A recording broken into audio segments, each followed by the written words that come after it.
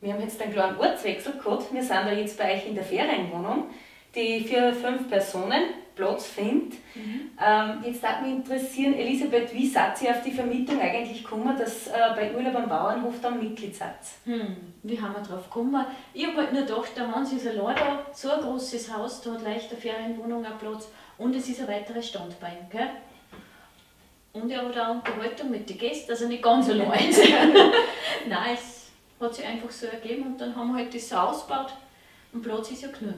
Ja, und was können die Gäste alles bei euch tun? Was können die im Zuge der Landwirtschaft miterleben bei euch? Alles, den täglichen Ablauf, sie können uns überall begleiten. Mögen sie recht gern, auch wenn der Hans einkaufen fährt mit dem 15er, das ist sowieso auch wieder lustig, da fahren sie auch mit natürlich. Gell? Oder im Gasstall haben sie dabei.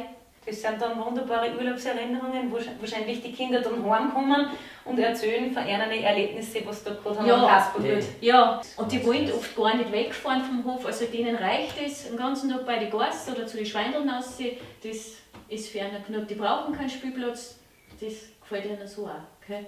Na wunderbar, dann wünsche ich euch noch ganz, ganz viel Erfolg, ganz Danke. viele liebe Gäste. Ja, wir haben bis jetzt nur liebe Gäste gehabt, muss ich ehrlich sagen. Sehr schön. Ja, das, was man ausstrahlt, das kriegt man auch wieder zurück. Ja.